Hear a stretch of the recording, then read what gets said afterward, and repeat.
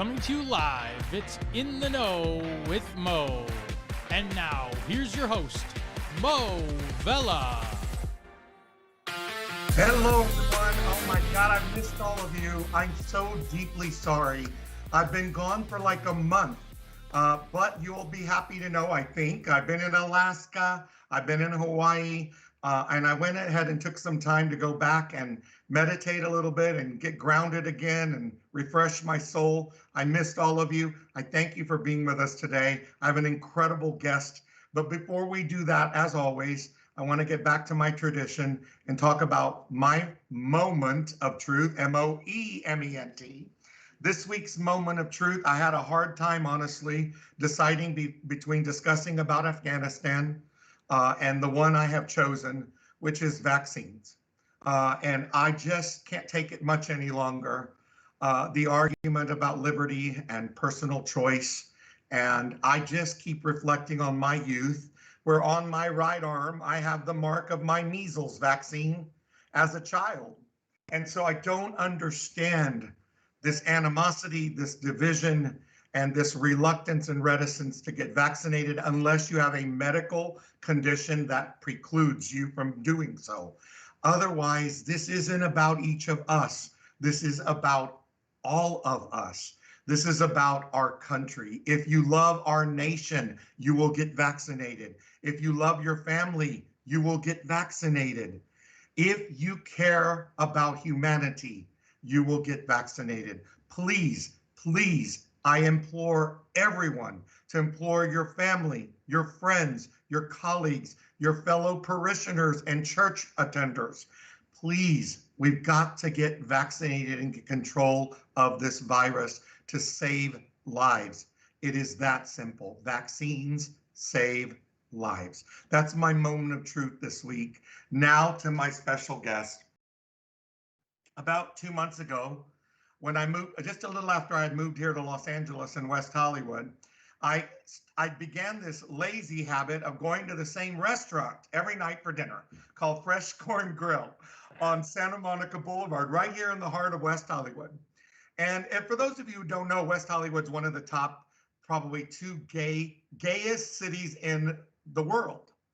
And so it's very common that you see a bunch of hot gay men, honestly, all over the place, at restaurants, at the pharmacy, wherever you go. Many of them holding hands, many of them sharing love for one another. So this particular night, I go to my little restaurant, the Fresh Corn Grill, and there are these two absolutely stud hot guys sitting next together, having dinner.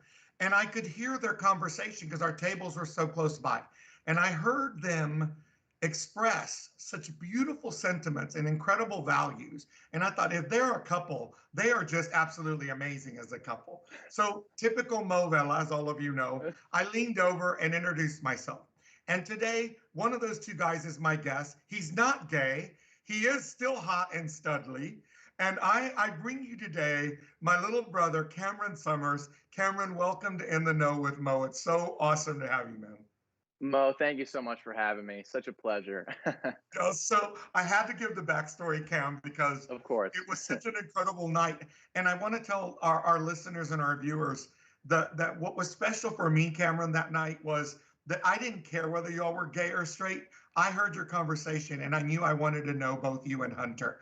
And by the way, we will have Hunter on as a guest in August, later in August or in September. He is a member of the Los Angeles.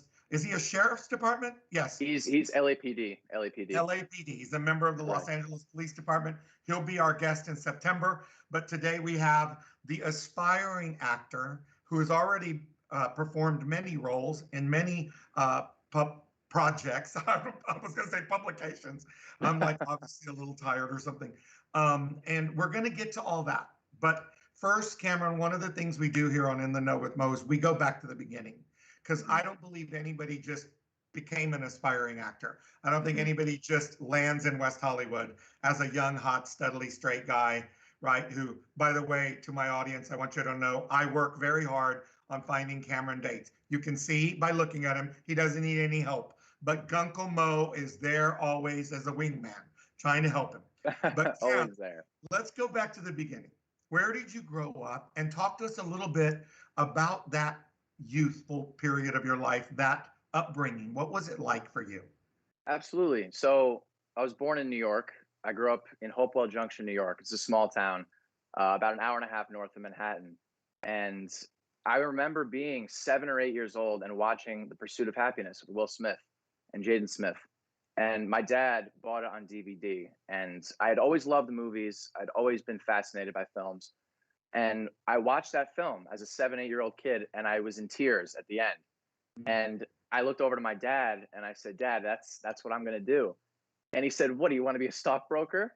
And I said, "No." I said, "No, I don't want to be a stockbroker. I want to be an actor. Like, I want to do what Will Smith does." Yeah. And he just, he kind of laughed and was like, "Well, you can do whatever you want in life, but we don't know anybody in acting. We don't know any actors. It seems, kind of Like, how do you know you unrealistic." can do that? Yeah. Right. Like, literally, how are you going to do that? I don't, Yeah. no one knows. Yeah. So I kind of slept on that dream until I was 20. I Wow. I went to high school, I went to college, I was in business school. Um, and in my junior year, I left college because I was just not happy. I wasn't Yeah. happy with the career. It was kind of a defining moment. I felt really lucky because most people don't have defining moments in life. And I just had an epiphany like this, I'm not getting any younger. I need to change my career path. I need to do something different in order to be happy. So I left school. I moved in with my parents. It was very humbling. I worked odd jobs, and then in January I moved out here full time. So Well, we're going to talk a lot about that, right, in a little bit. I want to go back to something you said because you, I I pick up on these little things that matter to me, right, in the sense that I think they matter to all of us as human beings. When you told your dad as a kid, I want to do that, and your dad was probably hoping you meant stockbroker, but mhm, you meant actor. But yeah. it sounds like he said to you, son, you can do whatever you want. Was he always like that, Cam? Were your mom and dad always like that, saying to you, we're going to love you no matter what? Because I know just from our personal discussions that you're very close to your parents. Mhm. And it does that bond that you have with your parents, was that kind of demonstrated by them throughout your childhood where they were saying, fly, fly, Cam?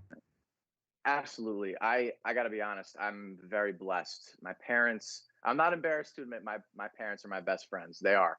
Yeah. Um, and they really did. They supported me from day one. It's funny. Let me give you a little backstory. When I Yeah. was 7, 8, and I told them I want to be an actor, and I grilled them. It's like drive me to acting classes, drive me to auditions, and I was kind of like the boy who cried wolf because I had wanted to be everything when I was a kid. I wanted to be a chef. I wanted to be a businessman. I wanted to be an architect. And then one day I say I want to be an actor, and they're like, "Okay, kid, keep dreaming, like whatever." And Tomorrow was that's the astronaut. The next day was going to be fireman. exactly. Then it would be a cowboy. Then exactly. So they didn't really believe that I was serious about it, and I kept just bugging them like for years, like I want to do this, and they said, "We support you, but wait till you're 18. Once you're an adult, you can do whatever you want." So I did. I waited till I was 18. I was in school at the time, and then at 20, I kind of woke up and was like, you know what? I'm gonna go for this thing, and they supported me. They did. They said, "We believe in you, and life is short, so you got to do what you love."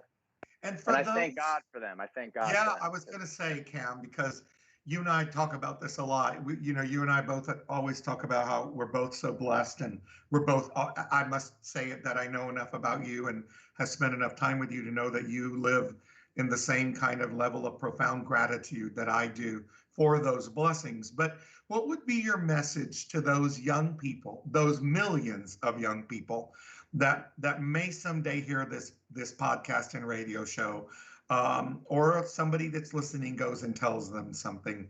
Um, what's your message to those who don't have that supportive set of parents or parent, right? Mhm. Singular.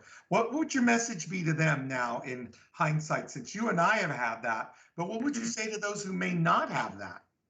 Absolutely. So that definitely I can empathize with that because when I moved to Los Angeles, I knew virtually nobody. I knew one person. So I was meeting people in acting classes and out and about, and most of the people that I spoke to, their parents didn't approve of their dreams, their goals, and they had to, leave home. And it's tough, but I believe that what doesn't kill you makes you stronger. And then if it's meant to be, it will happen. I think that everything happens the way it's supposed to. So for those listeners whose parents are not supportive, I would say don't give up. And, as much as your parents, you are their child and they want you to be safe and healthy and they want the best for you.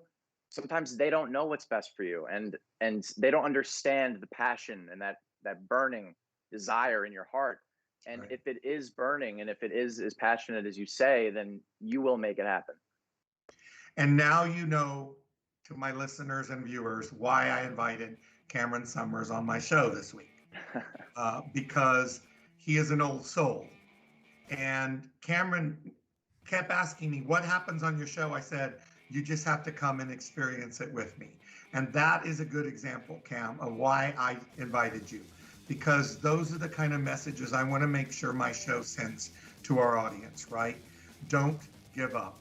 Right? Absolutely. And find that support wherever we have to find it, whether it's in our acting class, new friends we make, we create a new family if we have to, right?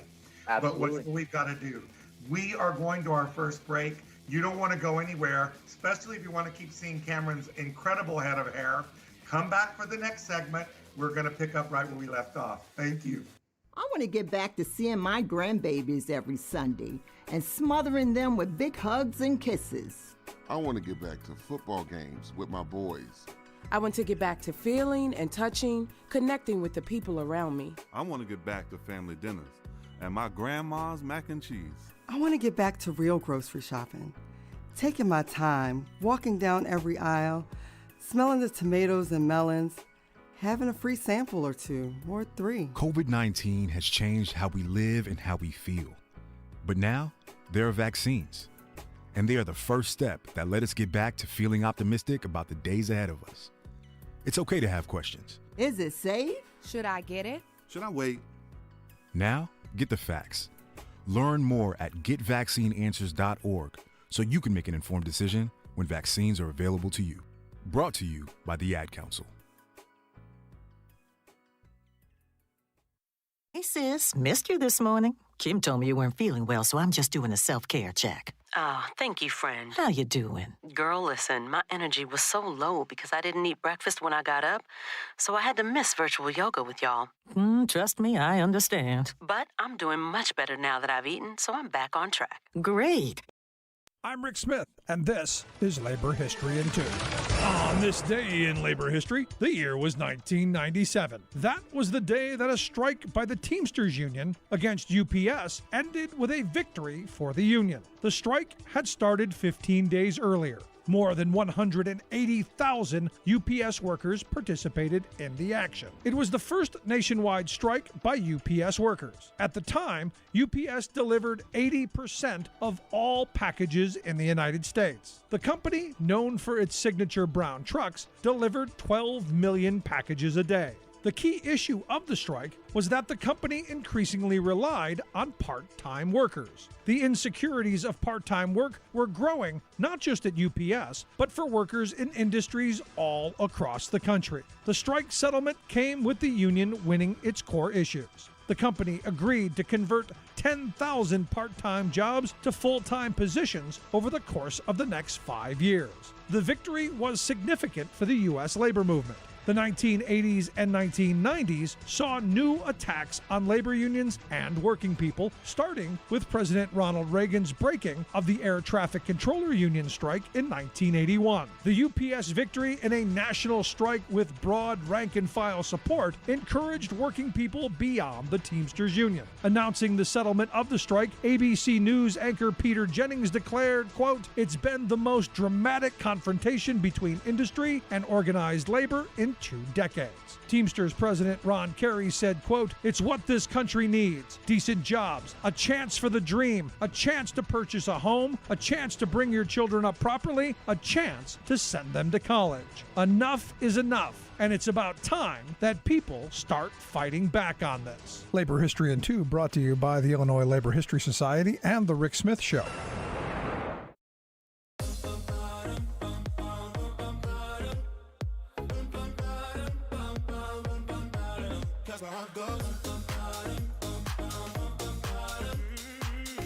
everyone. Welcome back to In the Know with Mo. So good to have you all with us this week. Good to be back. Oh my God, it's good to be back with all of you. I missed everybody, and I apologize again that I was gone for a few weeks, but very grateful to Atiba for sitting in for me a time or two, and of course, today and always profoundly grateful to my what I call the best producer in America, Mark Grimaldi, and to my assistant, Dave Compton. Without them, I couldn't do any of this, and so I'm grateful to them as always.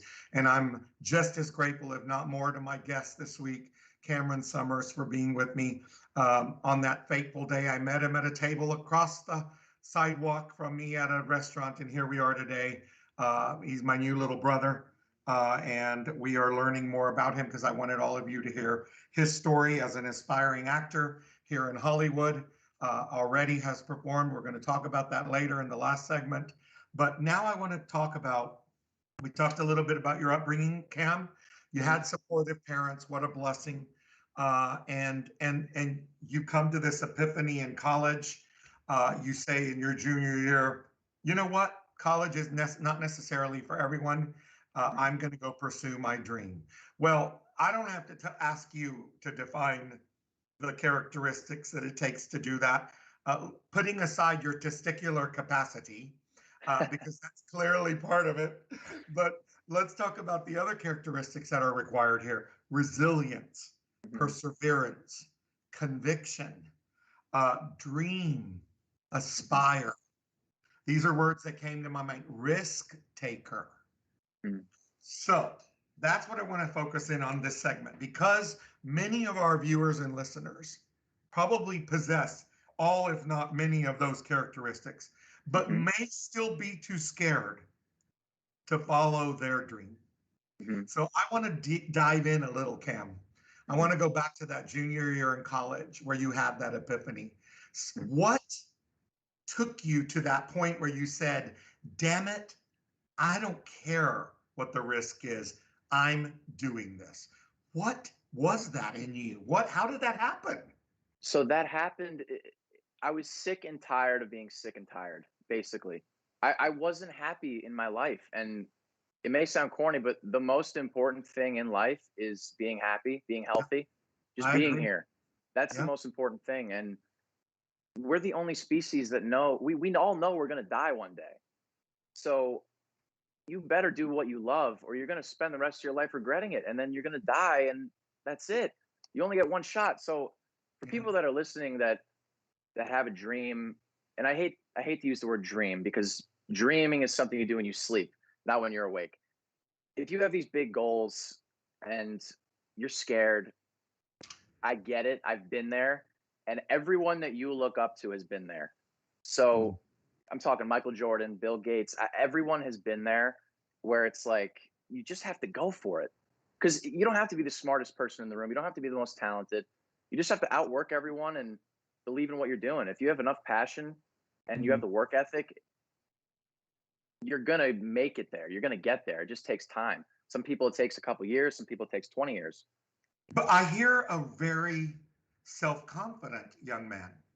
How did you gain that? Because from my own life experience, I know that self-esteem and self-worth and self-confidence are a very, very major part of the formula to do what you just taught us to do right now.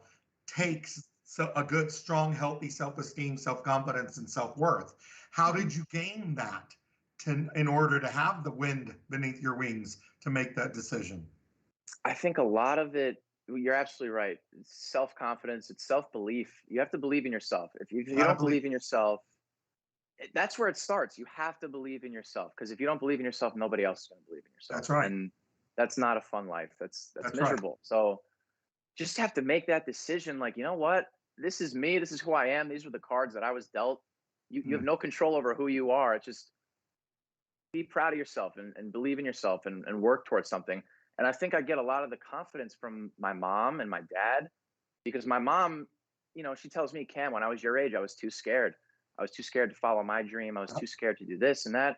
And she says, don't be like me. Like, you can do it. You're here for a reason. And so yeah, just get the confidence from my parents and my friends. And I want to add one thing to that, Cam. I think that because there will be people who watch this podcast or those who listen to the show who will not have, again, I want to go back to the same thing again, because there will be those who didn't have the blessing that you and I have to have that type of parental role model, parental support at home and family support, familial support. And for those that are listening and watching, I think you will agree with me that if you can't get that self-confidence from a mom or a dad or a member of your family, then you're going to have to get it from your soul. You're going to have to get it from within. And you can do that. You can do that. And I want to make clear, if you don't have the luxury and the blessing that maybe Cam and I had, you can do it. It's within you to find that self-confidence. Now, that said, I haven't told this story, I don't think, ever on my show, but I don't know that you know this, Cam. I may have shared this with you one of our first times we went to dinner. But when I was exactly your age, I had 3 suitcases. I just told this on Tuesday to you. You did. I packed my 3 suitcases and all the clothes I owned. So I can really relate on a very, very deep and profound level to what you're saying.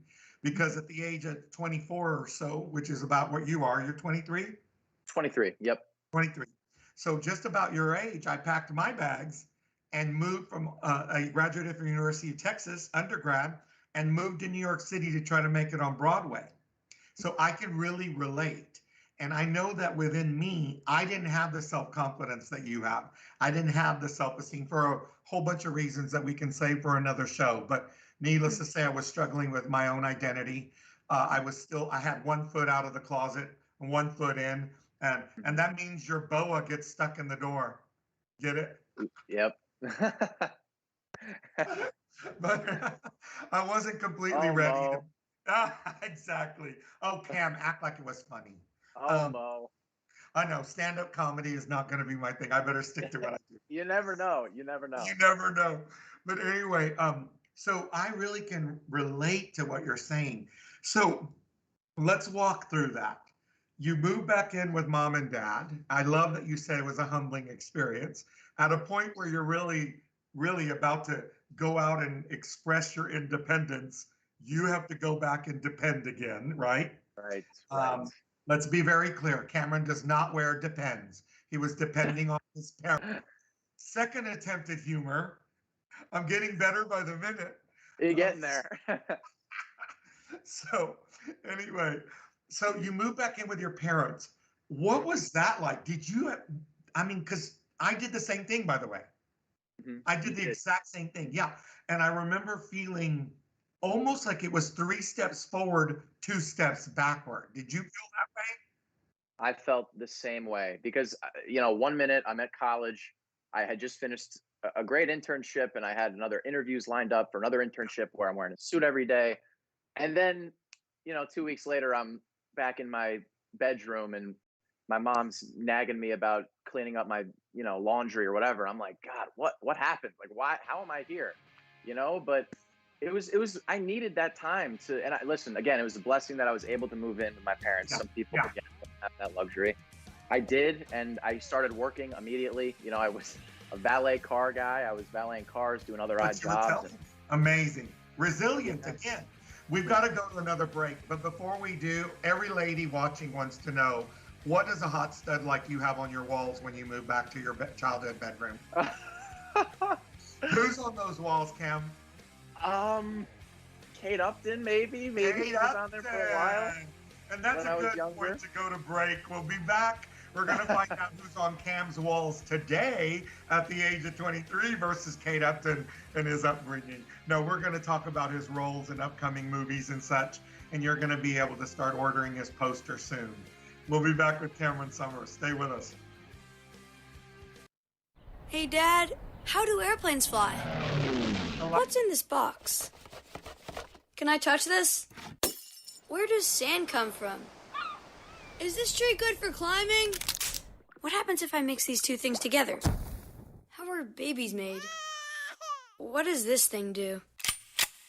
Kids are curious about everything, including guns. Talking to them about gun safety in your home is a good first step, but you can do more. Always keep your guns locked, unloaded, and stored separately from ammunition. Storing your guns securely is the best way to prevent family fire, including unintentional shootings. For more information on safe gun storage and ways to keep your family safe, visit endfamilyfire.org. That's endfamilyfire.org. What do we keep in the attic? What's this thing called? Can I ride my bike backwards? Like I said, kids are curious. It's up to us to keep them safe. Brought to you by End Family Fire, Brady, and the Ad Council. Right now, our country feels divided, but there's a place where people are coming together. I gotta tell you, I was nervous to talk to someone so different than me. Me too, but I'm glad we are. Love Has No Labels and One Small Step are helping people with different political views, beliefs, and life experiences. If you're a corporate employee, you know that something unpleasant is afoot when top executives are suddenly issuing statements about how committed they are to their employees, making sure that all of them are treated with dignity and respect.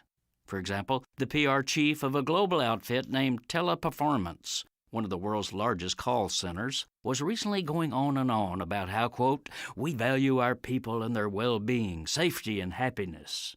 Why did the corporation feel such a desperate need to proclaim its virtue? Because it's been caught in a nasty scheme to spy on its own workers. Teleperformance, a $6.7 billion global behemoth that handles customer service calls for Amazon, Apple, Uber, etc., saves money on overhead by making most of its 380,000 employees around the world work from their own homes. That can be a convenience for many workers, but a new corporate policy, first imposed in March on thousands of its workers in Colombia, is an Orwellian nightmare. Teleperformance is pressuring them to sign an 8-page addendum to their employee contracts, allowing corporate-controlled video cameras, electronic audio devices, and data collection tools to be put in their homes to monitor their actions. I work in my bedroom, one employee noted. I don't want to have a camera in my bedroom. Neither would I, and I doubt that Teleperformance's $20 million a year CEO would allow one in his mansion. Uglier yet, the privacy-obliterating contract requires that even the children of employees can be spied on at home. Nonetheless, the Colombian worker signed because her supervisor said she could lose her job if she refused. Of course, Teleperformance Inc. assures us that the data it collects on children is not shared elsewhere. But how do we know that? Trust us, they say. This is Jim Hightower saying, do you?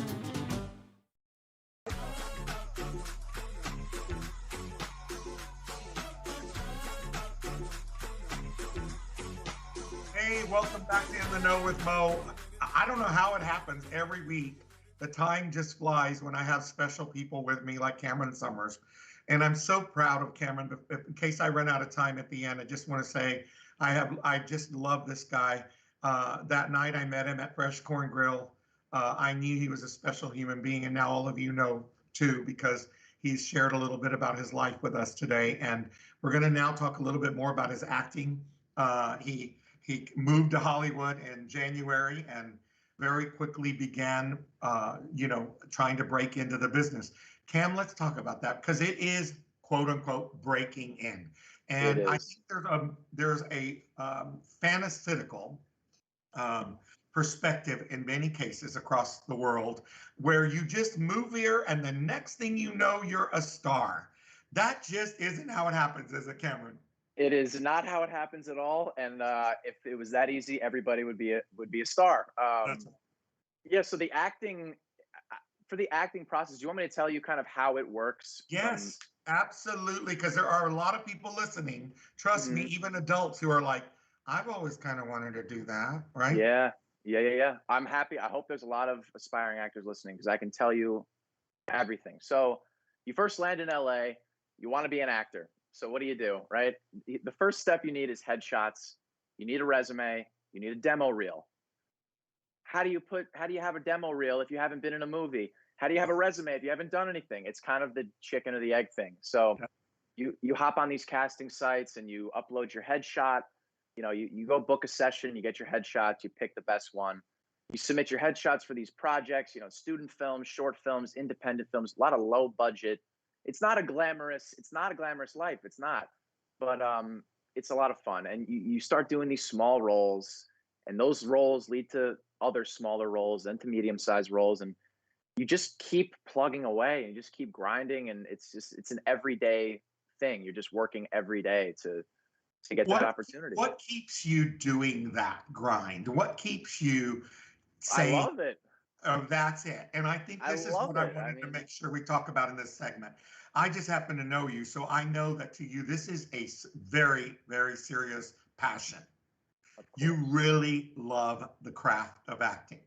I do. I do. Do you think that without that, what would propel you to keep going to the next casting call if you didn't love it? If I wasn't happy, I would quit today. Yeah, there you because go. it's too hard, honestly. If you don't love, and that goes for anything. It's not just acting. It's if you don't love what you're doing, you're gonna be bored. You're gonna be unmotivated, and most people are. You know, most people that, especially in my life, there's people that are working jobs and they hate them. And I'm like, why are you still doing it? Well, the money is good. Well, my girlfriend thinks it's good for me. And I think you need to be real with yourself and ask, do I enjoy this? And if the answer is yes, don't stop. Yeah, and just to make a clarification here for all the single ladies watching, Cam does not have a girlfriend. He is available. I am single. I am. All the single ladies. Oh, wait, sorry. I digress. Like a good gay man is supposed to, I had to sing Beyonce, but the Queen Bee. But anyway, so Cam, it fascinates the hell out of me because I went through this in my own life, but I love to learn from others. And that's what we do here on my podcast. We bring people like you on because we want to learn from your life experience so far. And we want to be inspired by you. And I find you very inspirational because I have the privilege of seeing you once a week and getting to hear the casting calls that you went to and what you're aspiring to do. And I also get to learn firsthand what propels you, but I want our audience to hear that. So what happens? I asked you this Tuesday night, and y'all thought I was being silly, but I'm not, and I know our audience wants to hear this. What happens in acting class?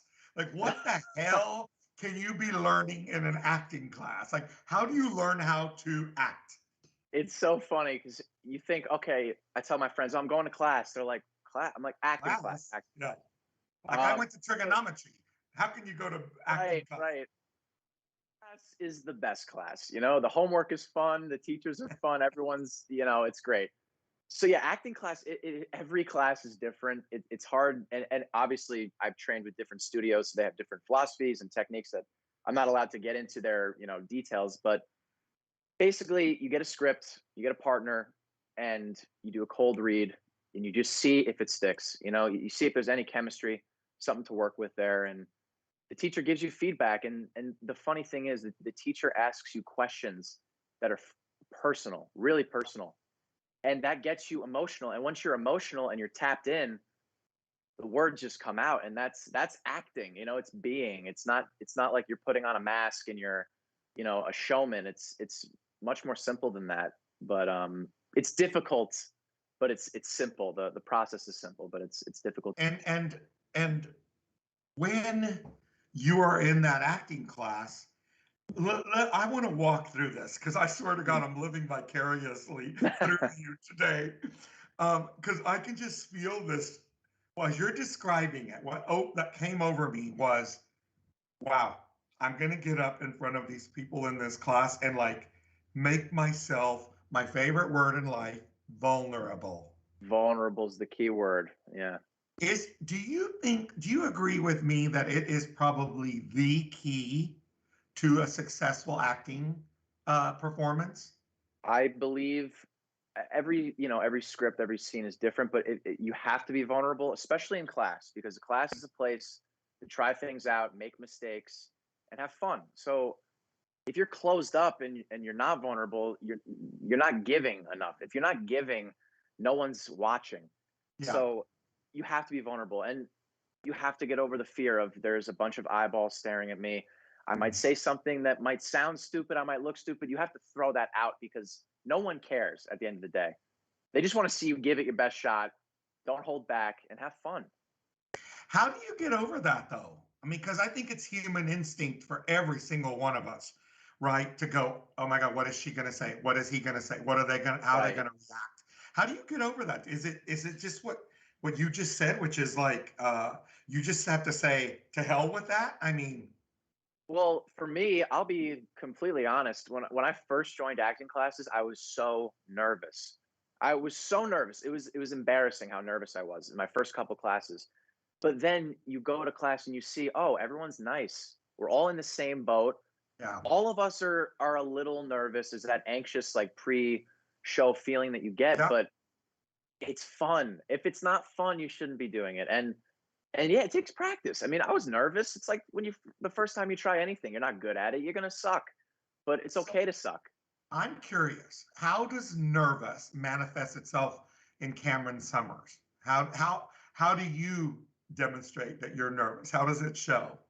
Well, it's funny. People, sweaty palms, sweaty. Yeah. What is it? It's usually sometimes it's the clammy hands. You know, the hands get a little sweaty, and then I try to hide it. And people tell me, like, Cam, you seemed confident up there. I'm like, really? I was like sweating my ass off, but I was.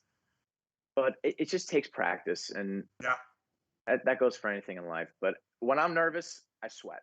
So, Okay. Well, if I'm going like this, ladies, don't get excited, ladies. That was just a human question. That's all I wanted to all of us to be able to relate. Because when I get nervous, actually, by the way, this happened to me. I went to I don't think I've said this on the show either, but I went to undergrad on a full opera scholarship. I don't know if you knew that, Cam. But I went for my first university undergrad, I was on an opera scholarship. And at 19, they made me get up with a full orchestra at 19 and play the lead role in the opera Don Giovanni, Mozart's Don Giovanni. And I'll never forget, 19, come on, full orchestra, right? That's a lot of pressure. And I obviously wasn't quite ready yet, but I vividly remember how nervousness manifests itself with me. Show number 2 out of like 12 performances, and I walk out to open the second act, and nothing came out of my mouth. Really? My mind went blank. My memory went blank. I didn't even know. That's happened to me. Has that happened to you? Sometimes very early in my career with the first classes, I would memorize my script like the back of my hand. I show up to class, don't know my lines. I'm like, I knew these 20 minutes ago, but now I don't know them. You're just nervous. Yeah. I think it is part of nervousness, right? And sometimes like our mind just goes blank, right? And it's a very scary, awkward feeling. And then panic sets in. You want to just crawl under a rock. And we've all been there, You really do. And when I tell that story out like at dinner or lunch or whatever with friends, most people will go, well, that happened to me in junior high when I was about to give a speech, or it usually happens to people when they're giving a speech or having to do some public speaking or something like that that's out of their comfort zone, right? But I think we've all been there. So no wonder it felt like a small amount of time, because we still have another segment, and I was thinking we were already in our last segment. We have another segment with Cameron Summers. For God's sakes, ladies, don't go anywhere. You get another 10, 12 minutes of looking at this. Yes, you do. Stay with us here at In the Know with Mo. We'll see you in just a couple minutes. What I know about courage, I learned from my adoptive mom. She said sometimes you just gotta hold on and know we'll get through this. Mom, we are so high up. Hold my hand. No, you hold my hand. Here we go. Learn about adopting a teen from foster care. You can't imagine the reward. Visit adoptuskids.org to find out more. I learned patience from my adoptive dad. All he had to say was, "Hey, you got this. Just breathe." Hey, we're pretty good. Yeah. Might have to start a band. I got it. Learn about adopting a teen from foster care. You can't imagine the reward. Visit adoptuskids.org to find out more. This message is brought to you by Adopt US Kids, the U.S. Department of Health and Human Services, and the Ad Council. COVID-19 has changed how we live and how we feel. We show up differently, worship differently, and have found new ways to express our love and support to family and friends. But now there are vaccines, and they are the first step that lets us get back into the things we miss most, like spreading the word without spreading concern, girls tripping instead of solo sipping, brunching instead of late night munching, and talking smack with a side of mac and cheese. It's okay to have questions about COVID-19 vaccines. Should I get it? Should I wait? Is it safe? Can I trust it? What about pre-existing conditions? Now get the facts. Visit getvaccineanswers.org so you can make an informed decision when COVID-19 vaccines are available to you. Brought to you by the Ad Council. Welcome to Code WAC, your podcast on America's broken healthcare system and how Medicare for All could help. I'm your host, Brenda Gazar. The medical care system and healthcare in general is a part of our culture and society, and so structural racism is an underpinning of what goes on in America. I am always concerned about how that racism seeps into the structure of the country. So I don't care what you start with. You can start with where services are available. When I was a resident, only the United States and South Africa were the only ones that didn't try to provide universal coverage for its population. Today, it's only us in terms of rich countries. And so when you talk about structural racism in medicine, American medicine plays a special role in propagating through up until really the 1950s, the notion that we were biologically inferior. That was a major strong strain of American medicine. And how the structure is set up of everything we do, what kind of jobs you have or don't have, what kind of exposures you have, an inability to access diagnostic services and curative services. These are all things that are obvious in medical care settings. But the real harm that structural racism does goes far beyond the medical setting, far beyond the hospital or the exam room. It goes into all aspects of American life. Thank you. Western racism in the modern era, in the past couple of hundred years, is based on a hierarchy. And so all of those hierarchies put Africans at the bottom of racial hierarchy. So when we say people of color, that's an important political concept. But in terms of racial hierarchy, Africans are at the bottom. Thank you, Dr. Linda Ray Murray. Find more Code WAC episodes on progressivevoices.com and on the PV app. You can also subscribe to Code WAC wherever you find your podcasts. This podcast is powered by Heal California, uplifting the voices of those fighting for healthcare reform around the country. I'm Brenda Gazar. Oh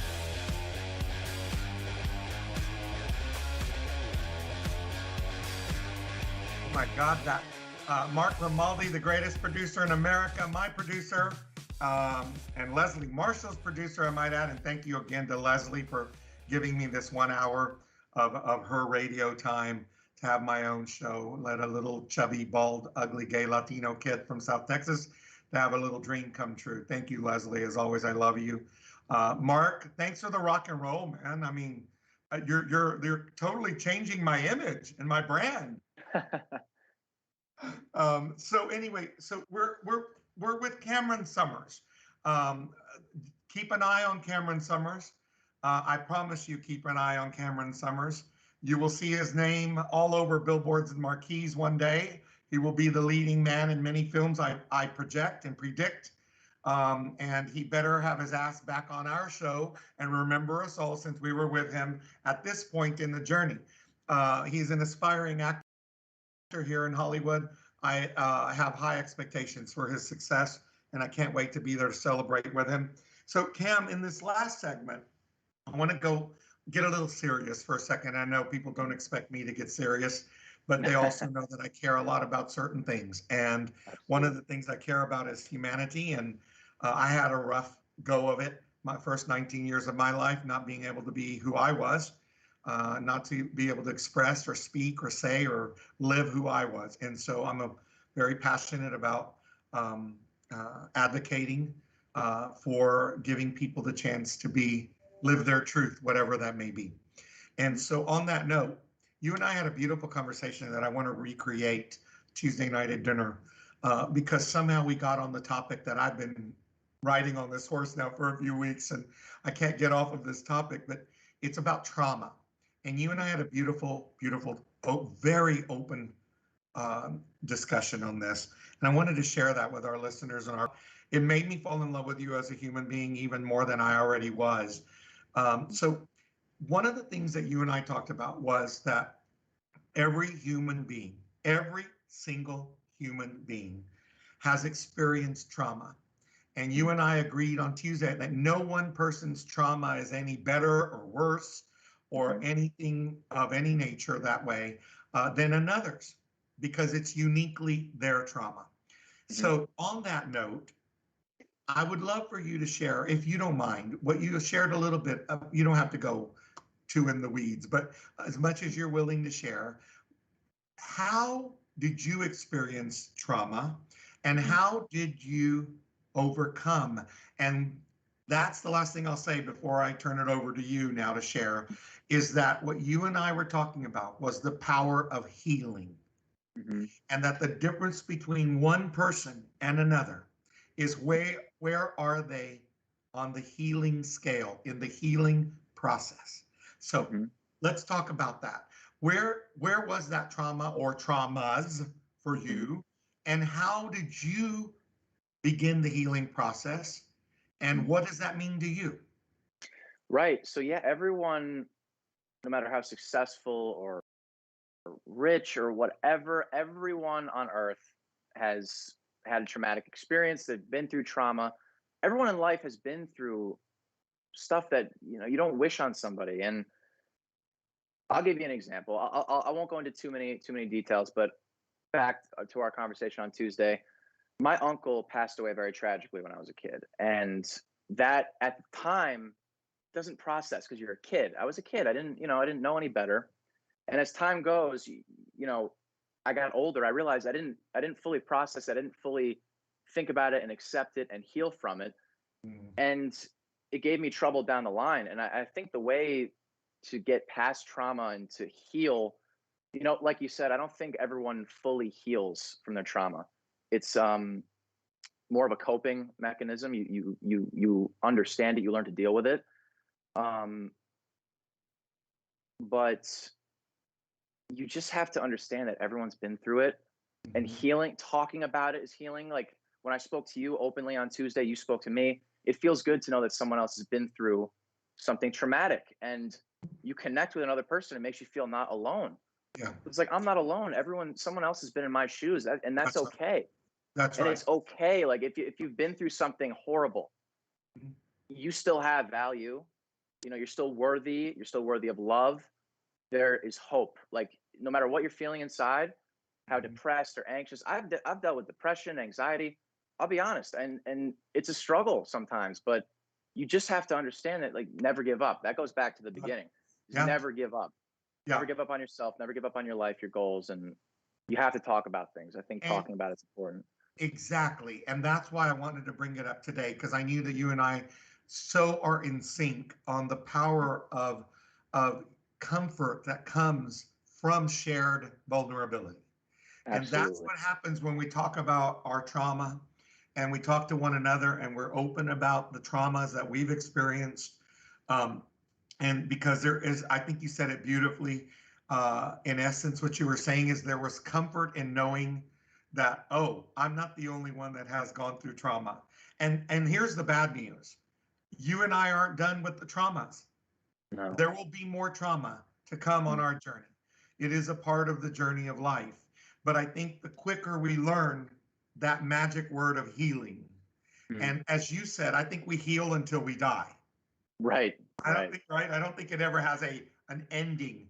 But the further along we can go. I want to go back to something you said. You do not have to answer this. It is a rule on my show. Nobody should answer anything they're not comfortable answering, and we will respect if you do not want to. But you said later down, you realized as you got older about your uncle's death and how it had impacted you because you had not, as a child, learned how to deal with it yet. And you said it got you into trouble. If you don't mind, if you can't, I understand. What was that trouble? Because this is an important thing to me, because I keep saying to people, if you don't heal, the manifestation later is destructive. Right. What was that trouble for you? What was that manifestation? So I probably shouldn't have used the word trouble. It was more internal trouble. It wasn't like I was getting arrested and causing trouble and stuff like that. It was more of a mental thing. It was a mental health Everybody was fantasizing about you in handcuffs. I could just tell. I knew that. Mo, I set myself up for that one. You did. And I just realized, yep, Mo, yep, good job. That was good. That was a softball. That was a strike 3, but you nailed it. Anyway, no, sorry. But back to the seriousness. Yeah. So it was more of a soulful conflict, probably. It was a soulful conflict, right? It was a mental health thing, and you get older, you get anxious, and you get these feelings of depression. Those are manifestations, Cam. Those are manifestations. Yeah. And I think that everyone, like you said, everyone in life has trauma. After that point, you're either suffering or you're healing. Repeat You're that. either suffering or healing. That's it. Perfect. There's no brilliant. Yeah. That is the lesson of the show today. You're either and guess what? You get to choose. I was just about to say, you get to choose. So choose. Both are difficult. Both require work and time, and you have to work on yourself. But would you rather suffer or put work into healing? Obviously, everyone wants to heal. What a brilliant lesson. I knew you were the right person for this week. That is the most beautiful lesson we could have ever shared with everybody today. Let's end on a really high note. What is your dream acting role? What is that one role that you will call and say, Gunkle Mo, I did it? I get asked this question so often, and I gotta be honest. At this very moment, right now, it would be to be Superman. If I got that call, and they were like, Cameron, you're gonna be Superman, I would faint. I would collapse. You're making me want to executive produce the next Superman sequel so that you do it. Please do it. Speaking of, we're going to end on that note. I'm actually looking right now. I'm doing more and more producing, as Cameron knows. And one of the movie scripts I'm looking at to actually produce is a movie that actually I shared with Cam, and we're looking. I'm encouraging him to actually possibly play one of the roles in that movie. You know what? You want to talk a little bit about that because you read the script and it really impacted you. And so why did this particular, you probably read a ton of scripts. We got 90 seconds. So what is it about a script, any script, that makes you go, I really want to do that? It's all about the writing and the story, the honesty. And when I read the script that you sent, it was so raw and honest. And it was at times tough to read because it was uncomfortable, but that's what people need to see. People need to see real, no sugarcoating, just people have to see what it's really like. Well, what a great way to close our time together. You, Cam, have been real. You have been vulnerable today. You are a very, very special young man. And I am blessed to call you my little brother. And I am so grateful to you from the bottom of my heart for being on the show today. I know everybody that listens and watches this show is going to just agree with me. You are a gift to the world. And we can't wait to watch you soar as Superman or any other role you accept. Okay? Well, I love you, so my little brother. Man. I will see you at Fresh Corn Grill in the next several days. Absolutely. And to the ladies out there, if you want to meet Cam, send me a note. I can make it happen. Thank you. Thank you, brother. Thank you, Mo. Appreciate you, brother. Mark, thank you. Dave, thank you to everybody that helps us with the show. We thank you, and thank you all for being here. I wish all of you a beautiful and safe and healthy weekend. Vaccinate, wear a mask.